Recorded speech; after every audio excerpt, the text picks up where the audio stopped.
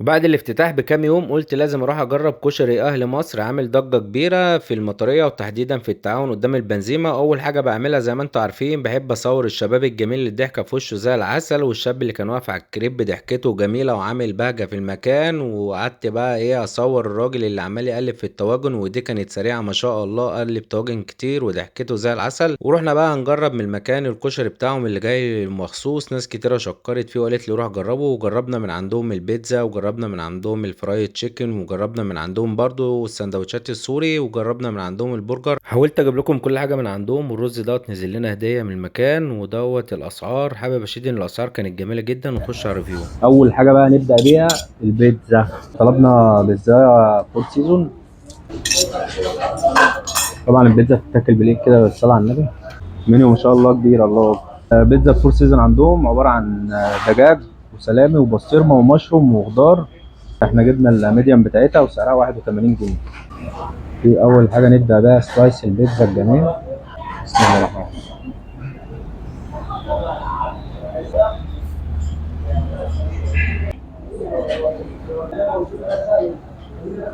عيني في القطعه دي فلازم اكلها، مليانه.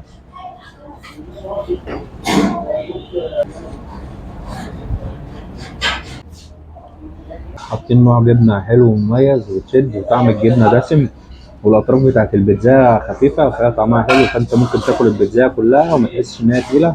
دي اكتر حاجه عجبتني في البيتزا عندهم. بس الفور سيزون لو كانت اربع ارباع كانت هتبقى احلى بصراحه، بس هو الميكس كله على بعضه جميل. كانت تجربه البيتزا مميزه وحلوه. ونخش على اللي بعض. تاني حاجه هنبدا بيها الوجبه البروست ديت، عباره عن قطعتين، قطعه ما شاء الله، قطعتين والفرايز وثلاثه كايزر. شكل الكايزر جميل، بحب الكايزر الصغير ده قوي. وفول سلو، والصوص دوت اللي هنكتشفه مع بعض لونه وردي كده شويه. كده كده نجرب بسم الله، نبدا بالصوصات كده نكتشف الصوص دوت. ده صوص ميكس مسكر سنه بس طعمه حلو. كول سلو، كول سلو حلو برضه جميل. ده لسه سخنه وعليها شويه توابل، هي حلوه. دي كده الدجاج عندهم، قطعه محترمه. جرب كده طعمها. بسم الله.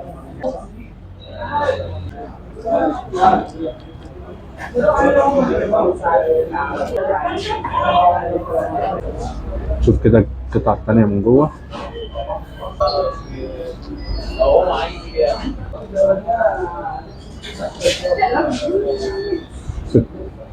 القطعه دي كانت عايزه تستوي شويه بصراحه.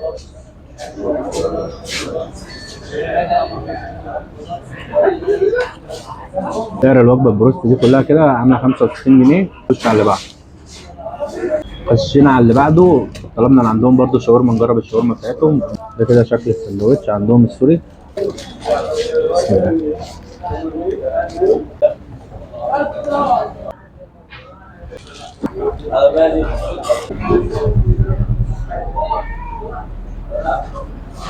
حاطين برضه على السندوتش الشاورما السوري بطاطس.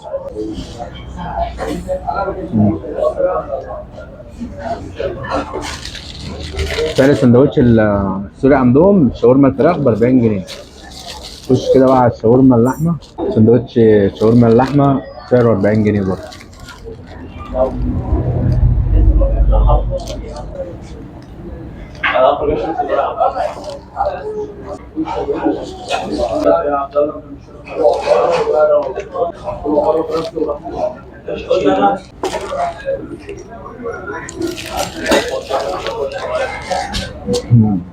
سعر الشاورما الفراخ 40 جنيه، وحاطين عليهم بطاطس. وادي الكميه بتاعتهم اهي. فراخ القطع التقطيع بتاعهم كبير شويه، التتبيله بتاعتهم محتاجه تزيد شويه وتقعد شويه على السوا، لكن كسعر هو حلو. والشاورما اللحمه برضو سعره 40 جنيه، والقطع زي ما انتم شايفينها كبيره. هو اللحمه كسعره ب 40 جنيه، هو حلو.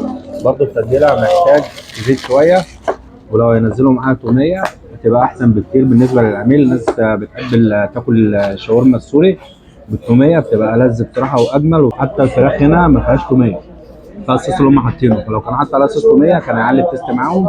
دي ملحوظه كده مني، لو يظبطوها تظبط معاهم بصراحه. نفصل بقى بشويه بيبسي كده عشان نخش على البرجرات من عندهم. ده البرجر ميكس تشيز من عندهم. السنجل ب 45 جنيه، ولو عايز دبل بتزود 20 جنيه ويدولك دبل. عباره عن خس وطماطم وخيار مخلل، والصوص اللي هم عاملينه دوت اللي هو الميكس. داخلين، انا شايف ان هم الصوص الميكس عندهم مدخلين فيه كل حاجه، يعني كل حاجه بينزل معاها الصوص الميكس. ابتدي كده، بسم الله الرحمن الرحيم.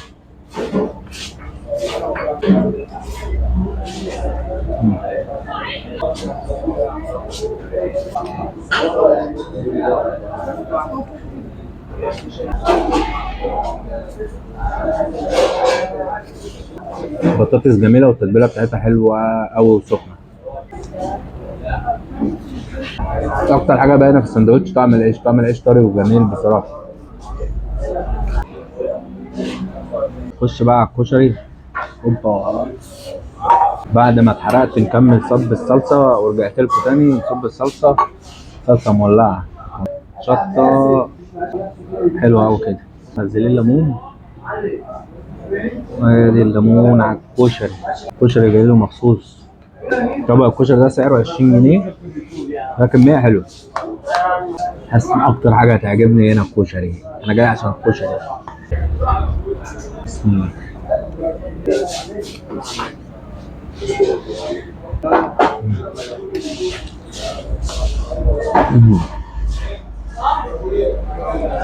هو الكشري عادي زي بتاع بره، عدس بقى وتقليه وحمص وكل حاجه، بس مزودين هنا ايه؟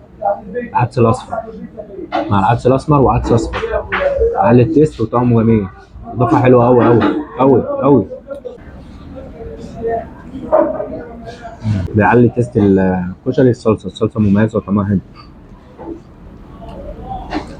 النسبه حلوه متساويه، فيها رز باين ومكرونه باينه،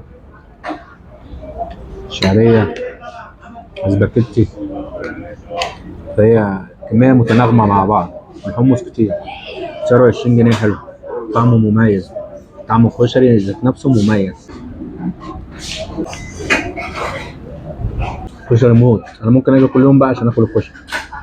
واحنا بناكل بقى نزلوا لنا طبقين الحلو ده كده كادو من المحل عشان الافتتاح. في عمل جوه. طبعا احنا كنا هنجيب حلو وندوقه برضه، بس هم سبقوا. فبألف انا وشفا على قلبي. خش الرز بلبن غالي عليا، لا يرطب على قلبي. مليان مليان قشطه. لا حلو، لذيذ جدا جدا جدا، ومليان لبن. رز قليل واللبن كتير. طعمه حلو قوي، عجبني قوي الحلو بتاع الرز بلبن، تحفه.